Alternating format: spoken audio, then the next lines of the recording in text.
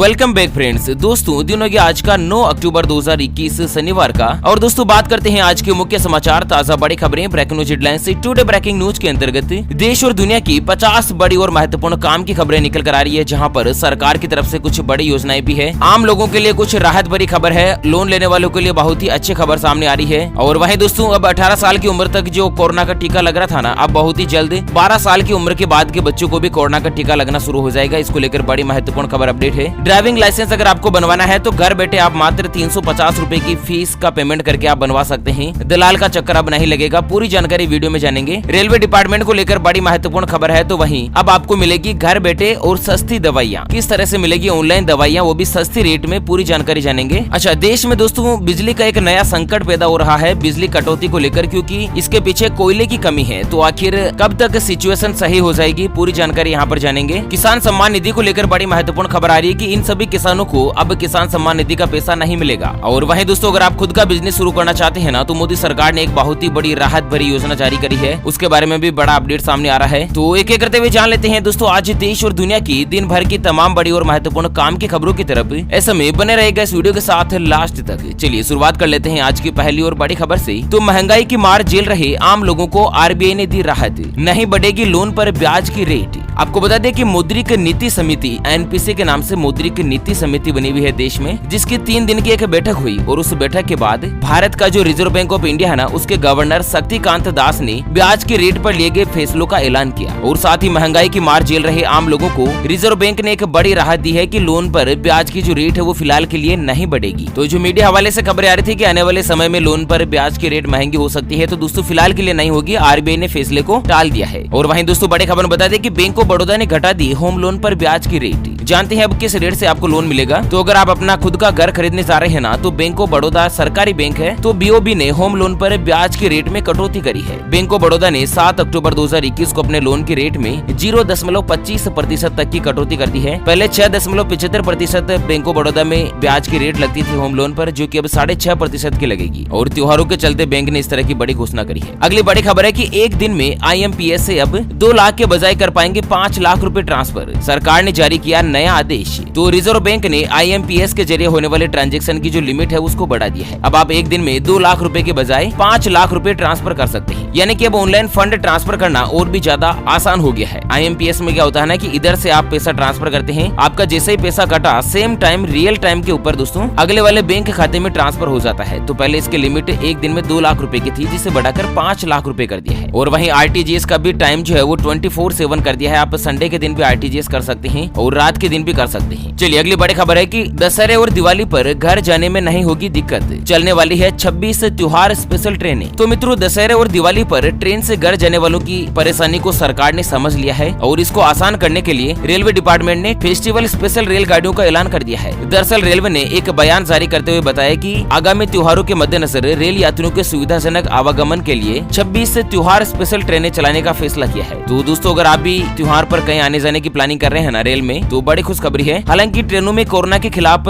लापरवाही बरतना और भी ज्यादा भारी हो जाएगा, क्योंकि दोस्तों अगर आप बिना मास्क रेलवे में यात्रा करते हैं ना, तो 500 रुपए का जो जुर्माना था उसे 6 महीने के लिए और आगे बढ़ा दिया है। कोरोना की गाइडलाइंस का पालन करना 6 महीने तक कंपलसरी कर दिया है। अगली बड़ी खबर आ रही कि घर बैठे इस तरह से आप भी बनवा सकते हैं ड्राइविंग लाइसेंस। फीस रहेगी केवल मात्र 350 रुपए। तो दोस्तों अगर आप भी अपने खुद के वाहन से सफर करते हैं ना, तो ड्राइविंग लाइसेंस की जरूरत होती है। और अगर आपके पास ड्राइविंग लाइसेंस नहीं है, तो सरकार ने एक राहत भरी खबर दी है। यहाँ पर क्या है कि आप घर बैठे ऑनलाइन तरीके से ड्राइविंग लाइसेंस के लिए अप्लाई कर सकते हैं। और इसके लिए आपको किसी एजेंट के पास जाने की जरूरत नहीं पड़ेगी और न ही सरकारी ऑफिस के चक्कर काटने पड़ेंगे। अब आप आराम से घर बैठे केवल 350 रुपए में लाइसेंस के लिए अप्लाई कर सकते हैं। हालांकि ड्राइविंग लाइसेंस के लिए आपको टेस्ट देना होता है। और अगर आप पहली बार ड्राइविंग लाइसेंस बनवा रहे हैं ना, तो आपको लर्निंग लाइसेंस मिलेगा और इसके बाद एक टेस्ट देना होता है। टेस्ट में पास होने के बाद आपको परमानेंट लाइसेंस जो मिल जाएगा। अच्छा, ड्राइविंग लाइसेंस के लिए ऑफिशियल जो वेबसाइट है सरकार की, परिवहन.gov.in, इस वेबसाइट पर जाकर आपको आवेदन करना होगा। अपने राज्य का नाम सेलेक्ट करके कौन से राज्य में आप ड्राइविंग लाइसेंस के लिए अप्लाई कर रहे हैं। और इसके लिए जो फीस रखी गई है वो है मात्र 350 रुपए की। तो ऐसे में अब दलाल के पास क्यों जाना, दलाल को कमीशन क्यों देना, क्योंकि दलाल जो है ना वो दोस्तों 4 व्हीलर का ड्राइविंग लाइसेंस बनवाने के लिए लगभग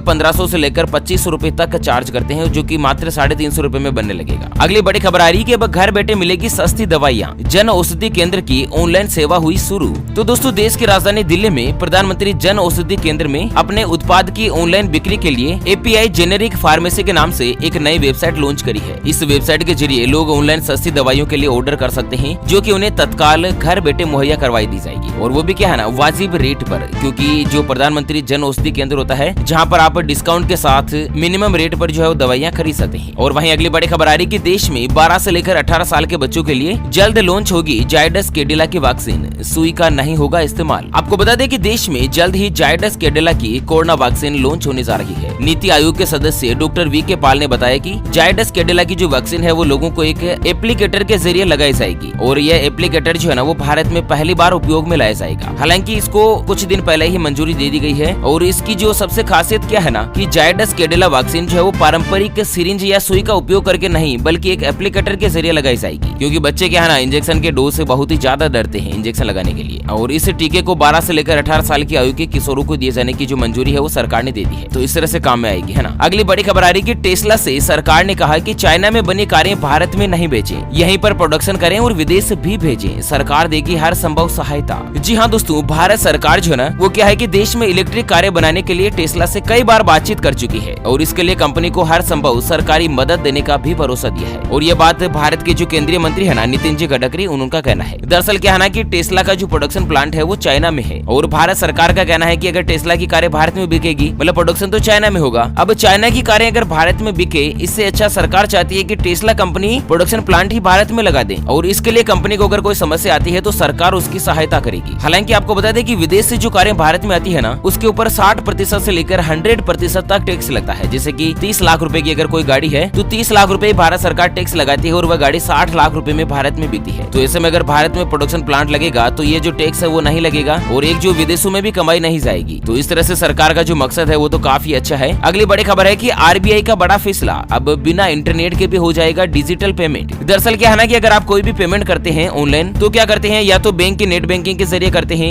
या एप्लीकेशन के जरिए फोन पे, भीम, या बैंक की ऑफिशियल एप्लीकेशन के जरिए, पेटीएम के जरिए, गूगल पे के जरिए, इस तरह से आप पैसे ट्रांसफर करते हैं। लेकिन इसके लिए इंटरनेट की जरूरत होती है। तो इसी कड़ी में रिजर्व बैंक ऑफ इंडिया ने एक बड़ा ऐलान किया है। इस ऐलान के मुताबिक आने वाले समय में देश के लोग बिना इंटरनेट के भी अपने मोबाइल से डिजिटल पेमेंट कर पाएंगे। तो इसको लेकर एक नया सिस्टम डेवलप किया जाएगा। और साथ ही अगली बड़ी खबर आ रही है पावर क्राइसिस को लेकर कि कोयले की कमी के कारण राजस्थान सहित इन राज्यों में बिजली कटौती की वजह से छाया अंधेरा, लोगों की बड़ी मुसीबत। तो देश भर में कोयले से बिजली बनाने वाले पावर प्लांट इस वक्त कोयले की कमी से जूझ रहे हैं। राजस्थान के पावर प्लांट में कोयले की कमी के कारण बिजली का जो उत्पादन है वो बहुत ही ज्यादा प्रभावित हुआ है, और जिससे राज्य में बिजली संकट पैदा हो चुका है। कोयले की कमी के कारण कुछ पावर प्लांट बंद है, जबकि शेष प्लांट में भी कोयला खदान में बारिश के पानी के कारण इसकी जो सप्लाई है वो कम हो चुकी है, और इसके मद्देनजर 1 या 2 दिन में कोयले का भंडार खत्म हो जाएगा। ऐसे में राजस्थान में कई गाँव ऐसे हैं जहाँ पर 12 से लेकर 14 घंटे तक एक दिन में बिजली कटौती की जा रही है, और राज्य के जो पावर प्लांट है ना उसमें 5 से लेकर 10 दिन का ही स्टॉक बचा हुआ है। अगर कोयले की जो आपूर्ति नहीं हो पाएगी तो दोस्तों 5 से लेकर 10 दिन में राजस्थान में भयंकर रूप से बिजली का संकट पैदा हो सकता है, और अन्य राज्यों में भी बहुत जगहों पर बिजली का जो संकट है वो सामने आ रहा है। चलिए अगली बड़ी खबर सामने आ रही है कि अनशन पर बैठे नवजोत सिंह सिद्धू, कहा कि मंत्री के बेटे की गिरफ्तारी होने के बाद ही उठूंगा। तो लखीमपुर खरी मामला जो है ना वो दोस्तों तूल पकड़ता नजर आ रहा है। अब पंजाब कांग्रेस के जो वरिष्ठ नेता है नवजोत सिंह जी सिद्धू, उन्होंने एक बड़ा कदम उठाया है। लखीमपुर हिंसा में मारे गए पत्रकार रमन कश्यप के घर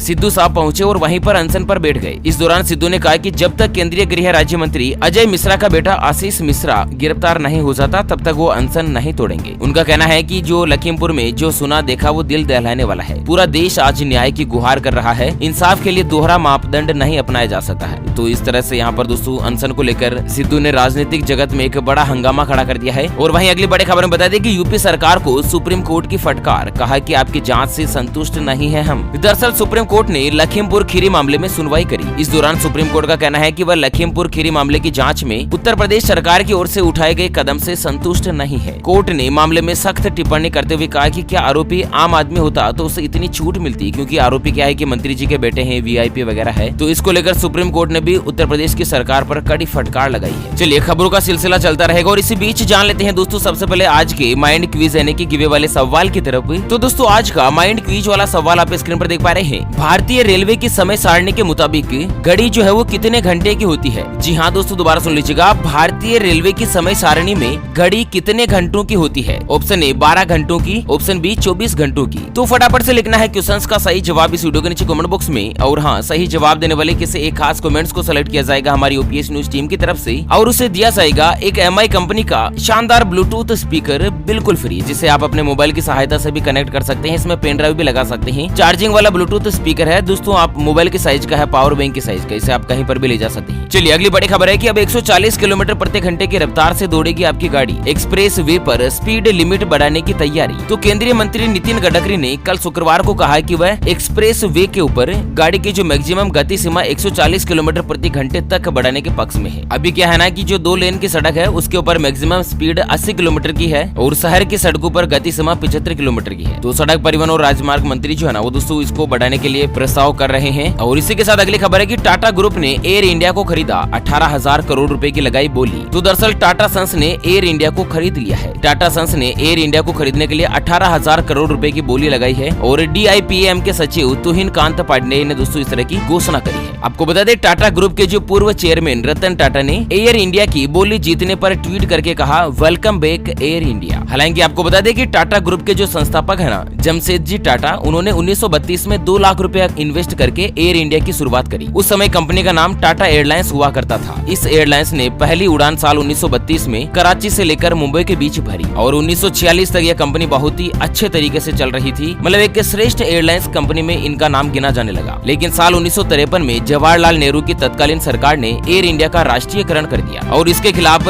JRD टाटा ने जोरदार कानूनी लड़ाई लड़ी, लेकिन वो केस नहीं जीत पाए। तब से ये एयरलाइंस कंपनी सरकार का हिस्सा बन गई और इसका नाम बदलकर एयर इंडिया कर दिया गया। तो कुल मिलाकर जो दादाजी की कंपनी गवर्नमेंट ने ले ली थी, आज हालत यह है कि गवर्नमेंट उस कंपनी को नहीं चला पाई, लगातार घाटे में जा रही थी और आज पोते ने यानी कि रतन टाटा ने वापस उसको खरीद लिया है पूरे भारत में सबसे ज्यादा बोली लगाकर। दोस्तों 1 लाख तो बनता है रतन टाटा जी के लिए। चलिए अगली खबर आ रही है राजस्थान से कि अब घर घर कचरा उठाने को लगेगा 20 रुपए का चार्ज। सरकार ने लागू किया नया नियम। तो राजस्थान के उदयपुर से बड़ी खबर है कि प्रदेश में निकाय का मूल काम ही अपने अधिकार क्षेत्र की सफाई व्यवस्था बनाए रखना है और इसके लिए भी पैसे वसूलने की तैयारी की जा रही है और इसका प्रस्ताव पारित किया जा चुका है। तो यहाँ पर आपको बता दें कि हर घर कचरा उठाने के नाम पर 20 रुपए महीने की जो है दोस्तों निगम है वो चार्जेस वसूल करेगा। इस तरह से यहाँ पर राजस्थान में बड़ी खबर है। हालांकि ऐसा नहीं होना चाहिए क्योंकि सफाई व्यवस्था की जो जिम्मेदारी है वो सरकार की होती है, निकाय की होती है, निगम की होती है। चलिए दिल्ली से अगली बड़ी खबर है कि सभी सरकारी कर्मचारियों को फरमान, ऑफिस में नो वैक्सीन नो एंट्री। तो दरअसल दिल्ली के जितने भी सरकारी कर्मचारी है उनके लिए बड़ी खबर आ रही है। दिल्ली आपदा प्रबंधन प्राधिकरण ने अपने अहम आदेश में कहा कि दिल्ली के सभी सरकारी कर्मचारियों को 15 अक्टूबर तक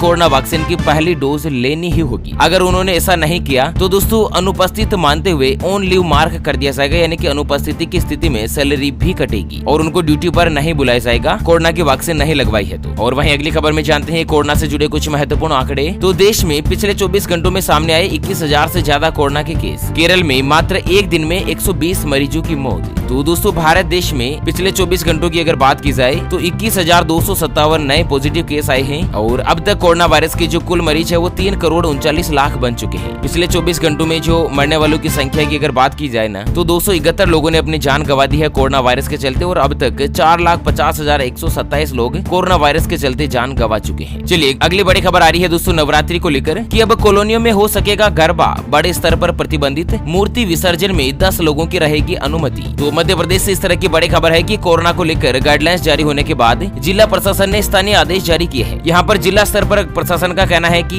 मूर्ति विसर्जन के लिए 10 लोग जा पाएंगे और कॉलोनी या सोसाइटी में अगर पूजा वगैरह होती है, मूर्ति स्थापना होती है तो 50% क्षमता के साथ जो है ना वो श्रद्धालु बैठ सकते हैं, आ सकते हैं, देख सकते हैं। ठीक है अगली बड़ी खबर आई कि घर और बाहर जमा नहीं होने दे साफ पानी, लापरवाही बरती तो एडिस बढ़ाएगा आपकी परेशानी। तो अभी दोस्तों कोरोना वायरस के बाद एक नया खतरा पैदा हो चुका है मलेरिया और डेंगू का। तो यहाँ जो पानी है ना उससे बहुत ही ज्यादा मच्छर पनपते हैं। दोस्तों अगर आपके भी घर के आसपास कहीं पर भी पानी भरा हुआ है तो उसे साफ करें क्योंकि लापरवाही बरती तो डेंगू का आप शिकार बन सकते हैं। अगली खबर में बता दें गुरमीत राम रहीम एक और मर्डर केस में दोषी करार, 12 अक्टूबर को सुनाई जाएगी सजा। तो डेरा सच्चा सौदा प्रमुख गुरमीत राम रहीम सिंह को 2002 के मैनेजर हत्याकांड में दोषी पाया गया है और अभी रोहतक की सुनारिया जेल में वो राम रहीम जी जो है ना वो उम्र कैद की सजा काट रहे हैं। एक अन्य केस में भी दोस्तों उनको दोषी करार मान लिया गया है हत्या के केस में। अगली बड़ी खबर है कि अब अफगानिस्तान के कुंदूज शहर के मस्जिद में आत्मघाती विस्फोट, 100 लोगों के मरने की खबर। तो अफगानिस्तान के उत्तर पूर्व कुंदूज प्रांत में कल शुक्रवार को हुए एक शक्तिशाली आत्मघाती बम हमले में कम से कम 100 लोगों की मौत हो गई है और कई लोग घायल होने की खबर सामने आ रही है। दोस्तों, शुक्रवार की साप्ताहिक नमाज के दौरान कुंदूज प्रांत में एक शिया मस्जिद में यह विस्फोट हुआ। हालांकि अभी धमाके के पीछे जो कारण है उसका पता नहीं चल पाया है। और अगली खबर आ रही है कि उत्तर प्रदेश में 55,000 किसानों के खाते में नहीं आएगा किसान निधि स्कीम का पैसा। तो यहाँ पर दोस्तों प्रधानमंत्री किसान सम्मान निधि योजना में बड़ी गड़बड़ी सामने आने के बाद अपात्र किसानों से रिकवरी की जा रही है। उत्तर प्रदेश के बरेली में ही 55,243 अपात्र किसान जांच में पकड़े गए। ऐसे अपात्र किसान थे जो कि किसान होने के साथ सरकारी नौकरी में थे या कोई कारोबार कर रहे थे और वो दोस्तों प्रधानमंत्री किसान योजना के अंतर्गत जो 6-6 हजार रूपए मिलते हैं ना साल के, वो वसूल रहे थे। मतलब सरकारी नौकरी वालों तो कम से कम यार थोड़ी शर्म करो। मतलब फ्री का जो भी आ गया ना उसको छोड़ो मत, है ना। इस तरह से मतलब सरकार का कितना भी घाटा क्यों ना हो। अगली बड़ी खबर में जानते हैं सराफा बाजार यानी कि सोने चांदी के ताजा भाव। तो पीली धातु सोने की कीमत में कुछ खास फर्क नहीं है। सोना आज 50 रूपए महंगा होकर 45,959 रूपए प्रति 10 ग्राम पर पहुंच चुका है, जबकि चांदी 922 रूपए सस्ती हुई है और चांदी का भाव 59,834 रूपए प्रति किलोग्राम। ओके फ्रेंड्स, तो इसी के साथ आज के मुख्य समाचार, ताजा बड़ी खबरें, ब्रेकिंग न्यूज हेडलाइंस से टुडे